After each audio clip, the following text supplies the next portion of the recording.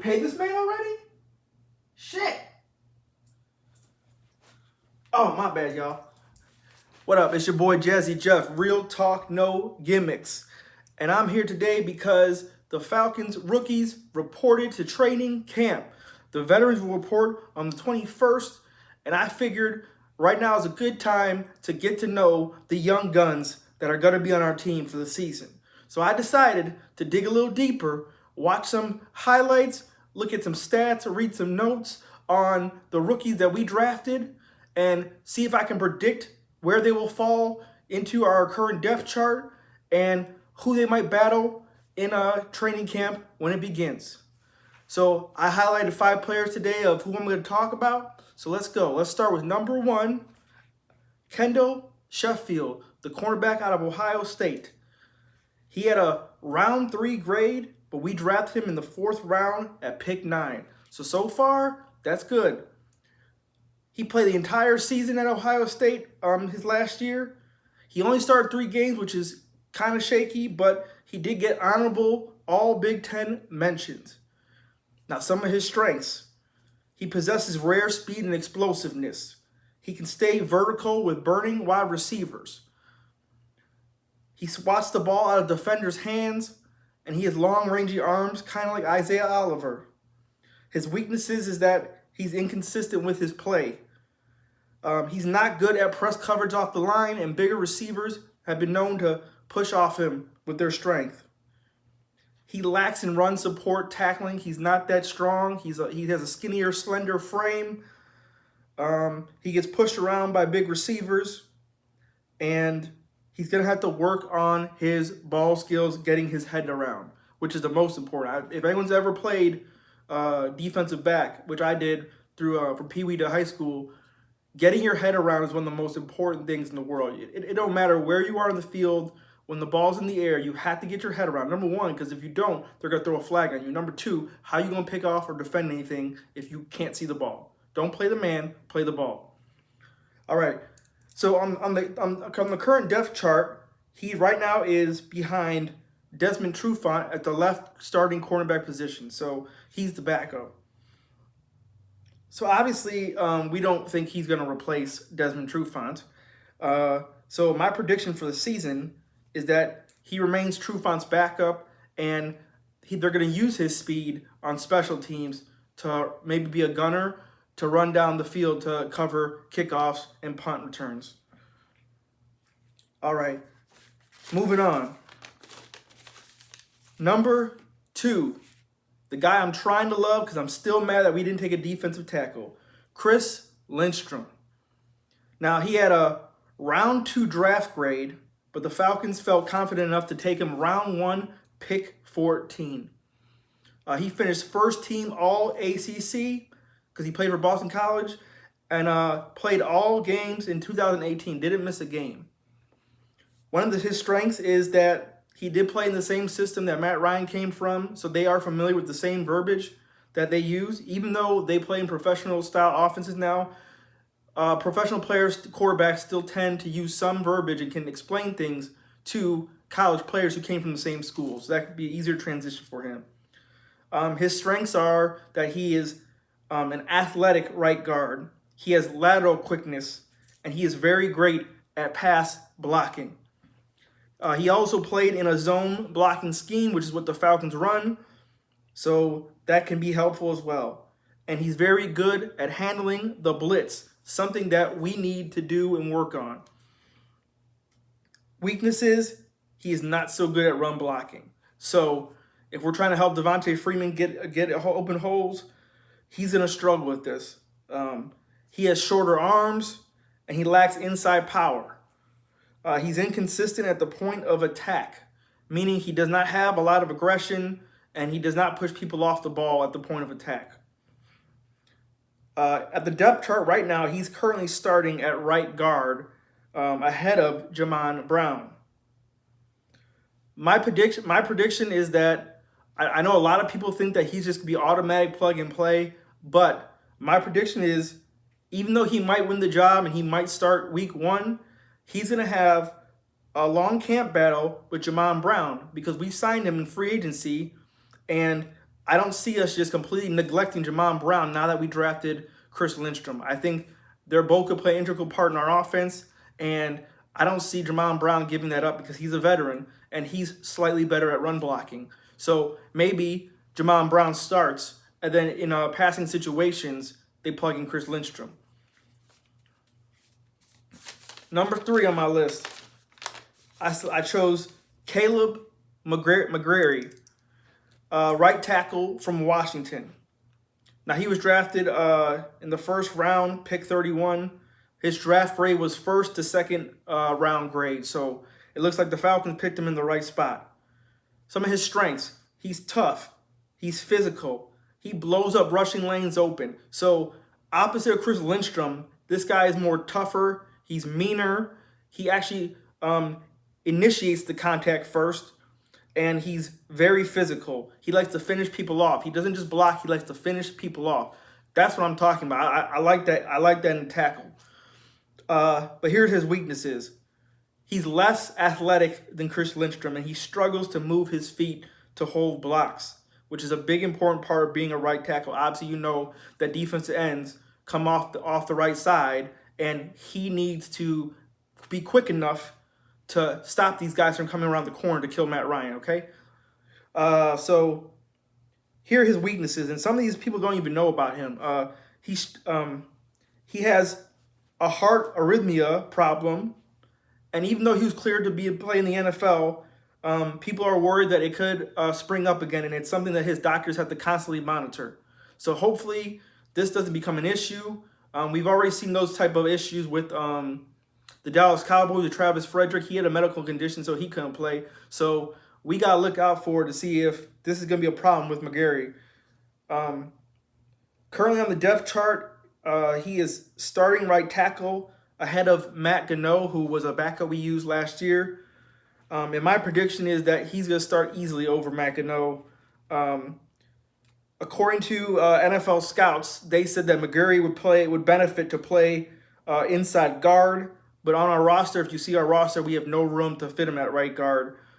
So I think he's going to remain at right tackle, and we're just going to live and practice and help him get better at blocking with his lateral quickness. All right, moving on. Number 4, and this is my guy right here, Quadri Olesen. That's what I'm talking about. I hope to be yelling out Quadri all season long, maybe in the preseason. I can't wait to see him in the preseason, man. All right, his draft grade. They actually graded him to be a priority free agent undrafted. I don't know why, because I'll explain later why I think he's better than that. We drafted him in the 5th round, pick 14. As you know, he redshirted behind now Steelers running back James Conner at Pitt.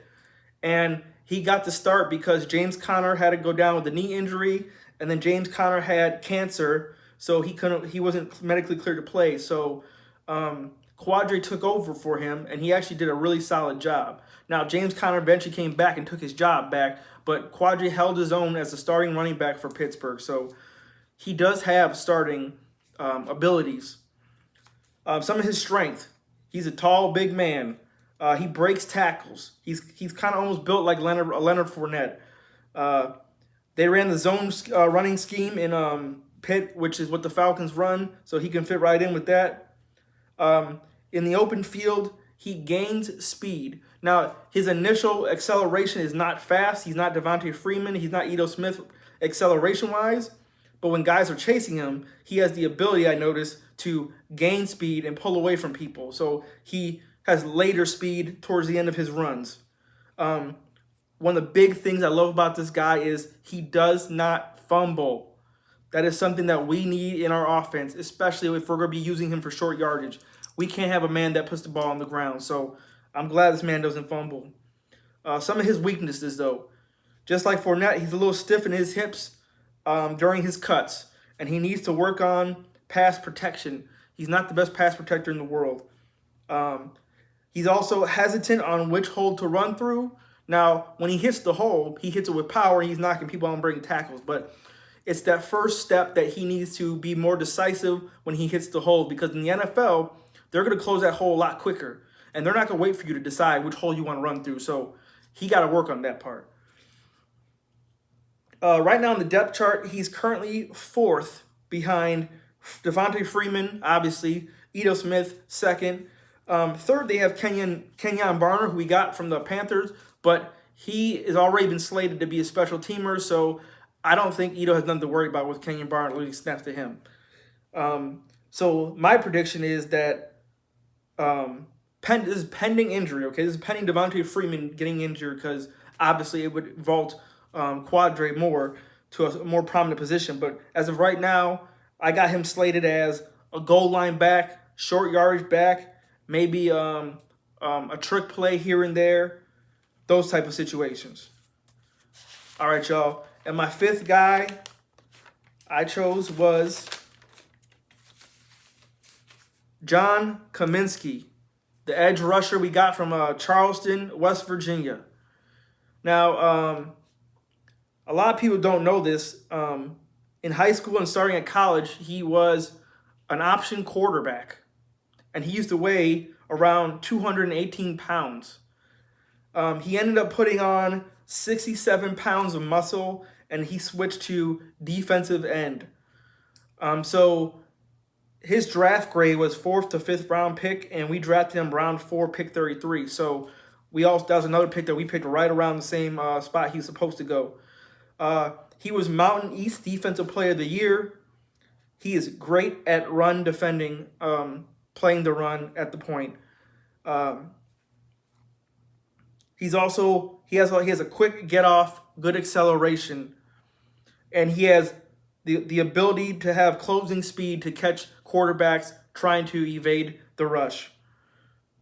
But he does have average pass rushing skills to get around tackles and inside guards.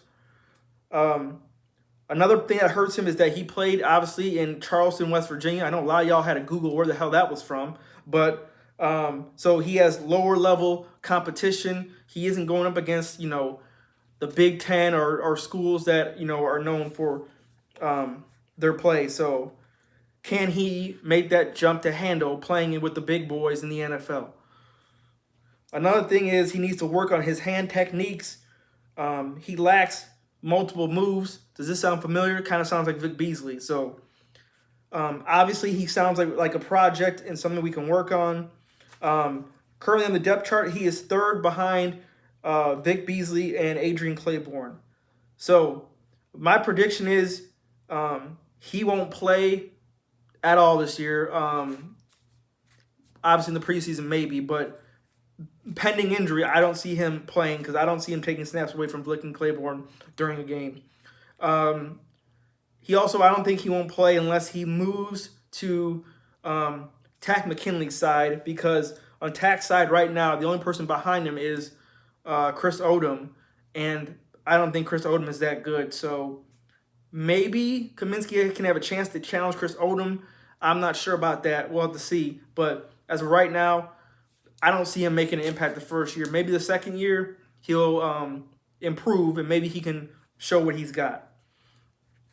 So with that being said, I want to also look at a couple of possible camp battles to look at with veterans and to see if y'all think these battles will make a difference, if they won't make a difference, if you have other battles that you are trying to look for in the preseason and in training camp when it starts. So one of my camp battles I have is Vic Beasley versus Adrian Claiborne. And this is pending unless they move Vic Beasley to outside linebacker, because I know people are talking about Dan Quinn changing the offense and making Vic Beasley more of a linebacker. Currently, he still is listed as an end, but Dan Quinn said that he might be used more as a linebacker. So pending if he this is saying if he doesn't move. So if he doesn't move, can Adrian Claiborne take snaps away from Vic Beasley? Now, obviously, Vic Beasley, he comes out the game a lot for nicks here and there, and he has trouble fighting off bigger players, and he lacks additional moves. So I'm not sure. Obviously, in 2016, Tack wasn't there to help because he injured himself. So now that we have all three of them, are they going to fight for snaps? Are they going to stay on each other's side? Are they going to switch sides? Or is Vic Beasley just going to permanently move to linebacker? The second one I have, and this is actually a double battle, is Foye Olesen versus Duke Riley. Now, obviously, we know Duke Riley has been slipping. I haven't seen an improvement from year 1 to year 2. I think Foye Olesen is a better tackler. Pro Football Focus had him as a better graded tackler, a better run defender, and a better coverage linebacker than Duke Riley. So if Duke Riley doesn't get his act together, he might be one of those dudes that might get shipped out next year. Who knows? Another thing is, obviously, Foye Olesen also is kind of as a backup for Devondre Campbell. Now, do people think that he's just steal snaps from Devondre Campbell? I don't think so. I think Devondre gets better every year. So that might be a battle to watch, but I do think he will permanently remove Duke Riley from his spot. Now, this one I'm not so sure of, but this is pending if Isaiah Oliver struggles. Isaiah Oliver versus Bleedy Ray Wilson. Isaiah Oliver versus Jordan Miller, the rookie. And I put this down because I don't think it's a guarantee that he's just going to replace Robert Alford and be this all-pro corner. We don't know yet. The jury's still out on Isaiah Oliver being the starting corner going into this season, knowing he's starting. So can he cover the load, or will someone try to pass him up? Will he struggle? I don't think he will. I think Bleedy Ray Wilson is not good enough. I haven't seen a lot of Jordan Miller, but I have faith in Isaiah Oliver, and I think he'll be fine. And then my final one, this is also pending if Rico can't stay healthy.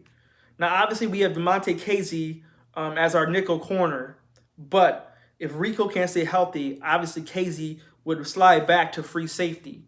Now, if that happens and Rico can't stay healthy again, that means they probably ain't going to give Rico a long-term contract, which probably means they move on from him, which would make Casey our permanent starting free safety. So do y'all think Rico's going to hold on to his job performance-wise, or do you think Rico's going to stay healthy, or do you think Rico's going to get injured and Casey's going to go back to free safety again? So those are my camp battles. Those are my rookies to look out for and highlight coming this season. I feel it's important that we need to get to know these players if we're going to be rooting for them when the season kicks off. I'm Jazzy Jeff. Thank you for watching my channel, subscribing, liking, commenting, all that. And as Falcons fans, you know what we do. We rise up. Peace.